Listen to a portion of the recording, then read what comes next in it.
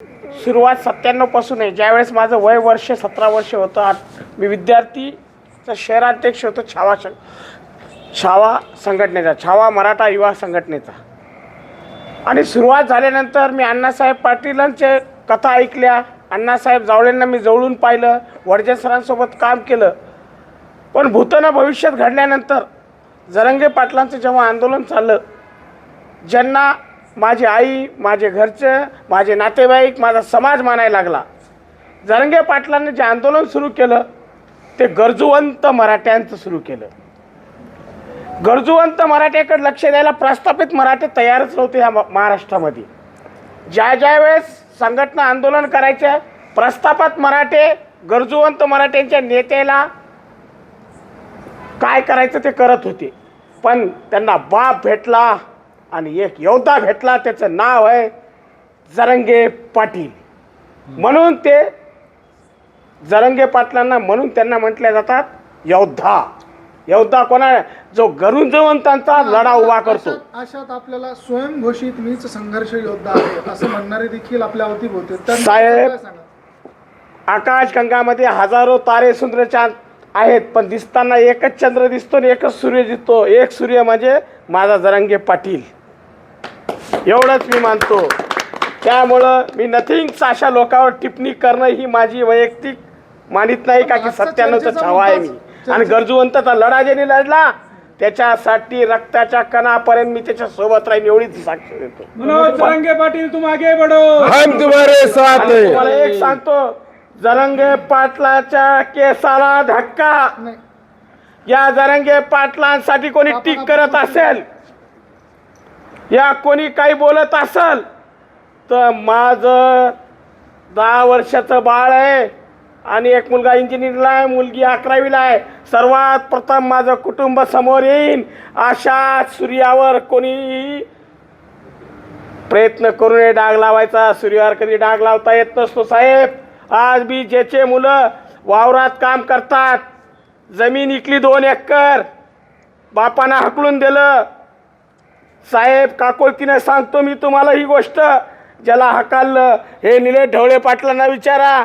ते जेव्हा जेलमधल्या आमच्या कोपरडीच्या ताईच्यासाठी ते बचावासाठी गेलते, हमला केलता, त्यावेळेस त्यांनी वचन दिलं की माझे बांधव घरी जात नाहीत तोपर्यंत मी पण घरी जाणार नाही. असा माझा भाऊ जरांगे पाटील आहे. हो साहेब, कोणाला कलंक लावायचा? आणि तुम्ही पत्रकार बंधू आहेत, तळ हातावर सूर्य तुम्ही शोधू शकता, कलंक कोणावर लावायचा? त्याच्यामुळे मी नाव कोणाचं घेत नाही. या माणसाला विचारा, कॅनवर्ड गार्डन इथं ते आले, मला बोलले साहेब निलेश ढवळेचा फोन आला मला, आम्ही गेलो तर आमच्याकडे काय, आम्ही काही श्रीमंत घरातून नाही आलो साहेब, मी परभणी जिल्ह्यातून आलेलो आहे, पोट भरण्यासाठी आलेलो आहे इथं. माझं घर 20/30 मध्ये 600 स्क्वेअर फीटमध्ये राहतो साहेब.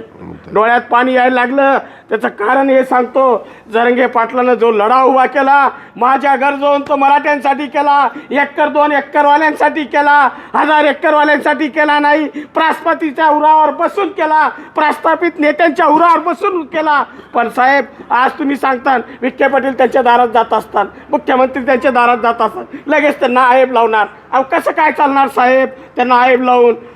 जर नेते मंडळी माझ्या एका गोरगरीब मराठ्याच्या नेत्याच्या दारात एखादा मंत्री जात असेल तर याच्यात माझ्यासारख्या गरजवंत मराठ्याचा विजय आहे हे मी मानतो साहेब.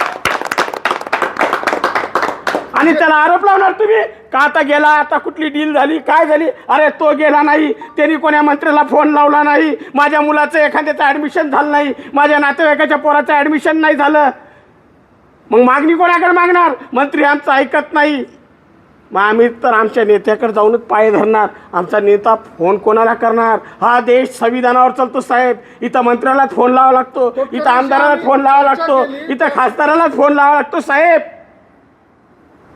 मग माझ्या नेत्याची कळकळ ही कोणासाठी आहे? तर माझ्यासारख्या गोरगरीब गरजूवंत मराठ्यासाठी. मी एक साधी संघटना चालवणारा, श्रमिक संघटना चालवणारा, माझे भावंड सगळे 20/30 मध्ये राहणार आहे साहेब. मग आम्ही लढायचं कोणासाठी आणि आरोप कोणी करायचे हे तुम्ही ठरवा ना साहेब. आज तुम्ही पत्रकार बंधू आहेत, मुख्यमंत्री शैलेश भिसेच्या घरी येणार का? नाही येणार. ज्ञानेश्वर गायकवाड पाटलाच्या घरी येणार का? नीरज ढवळेच्या येणार का? नितीन कदमचे येणार का? डग पाटलाच्या नाही येणार. लढा ज्याचा मोठा, सरदार त्याचा मोठा, छत्रपती आमचा बाप, जरांगे पाटलांचा नेता.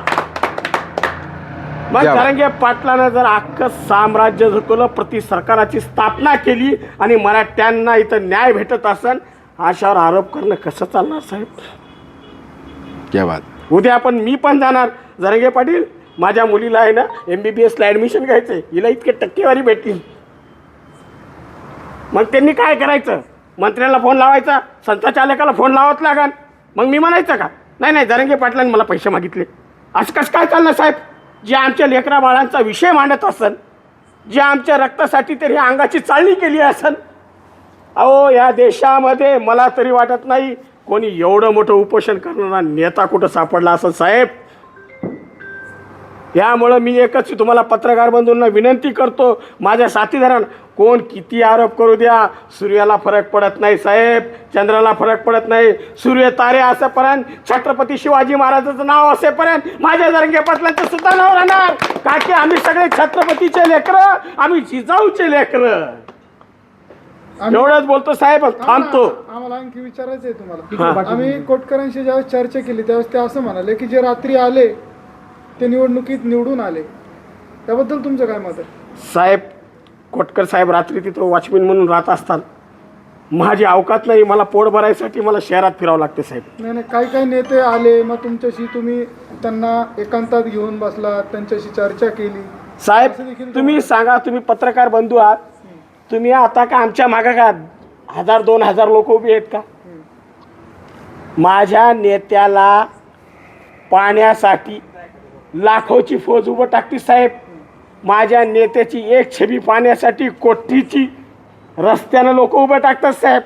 मग त्याला एखादा मंत्री भेटायला आल्यानंतर त्याच्या संग 10-20 कार्यकर्ते असतात, त्या गावातले पाटील सरपंच सगळे त्याच्यासोबत असतात. माझा नेता कधीच कानात बोलत नाही साहेब. माझा नेता म्हणतो कानात बोल नको, लोकात बोल.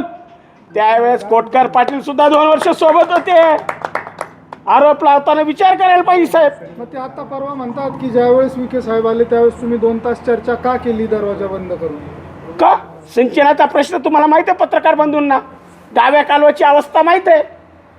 शंकरराव चव्हाणांनी जेव्हापासून डावा कालवा बांधला आजपर्यंत निधी नाही भेटला. त्याचा निधीचा प्रश्न मांडू नये. मराठवाड्याचा सिंचनाचा ओलाव्याखाली जमीन आल्यासाठी माझा शेतकरी मराठवाडा, शेतकरी हा मराठाच नाही, 18 पगड जातीचे शेतकरी आहेत साहेब.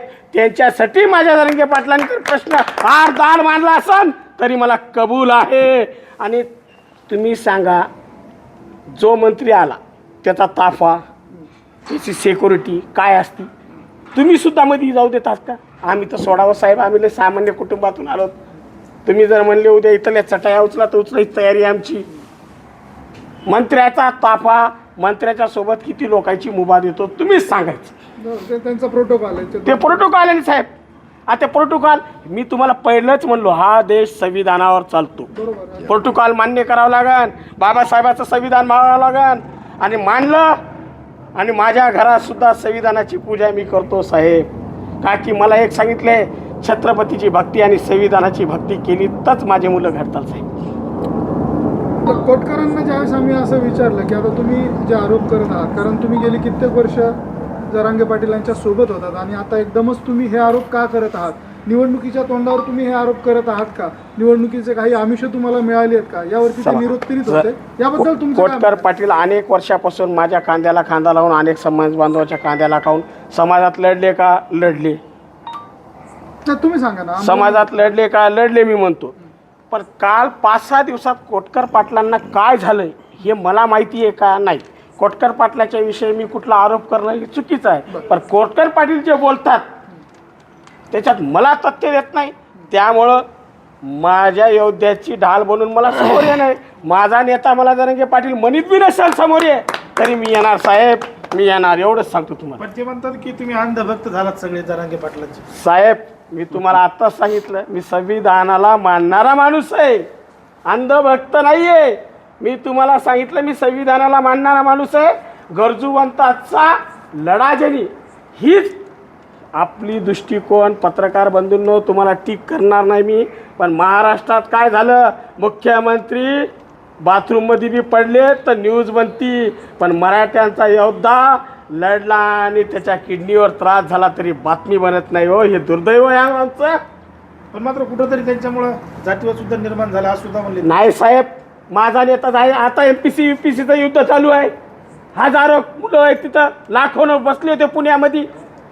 तिथं मराठ्याचे पोरं होते साहेब, तिथं माळ्याचे पोरं होते, वंजाऱ्याचे पोरं होते, धनगराचे पोरं होते, सगळे होते. माझ्या नेत्यानं जात कधीच कोणाची विचारली त्याच्या दारात येऊन, आणि मी पण विचार नाही. आम्ही छत्रपतीची औलाद. 18 पगड समाजाला आमचं दैवत म्हणणारी समाज आहे साहेब. माझा नेता कधी जातीभेद करू शकत नाही. हा, पण त्याच्या जातीसाठी तो लढत असन आणि त्याला जातीवाद कोणी म्हणत असन तर करतो माझा नेता जातीवाद. क्या बात.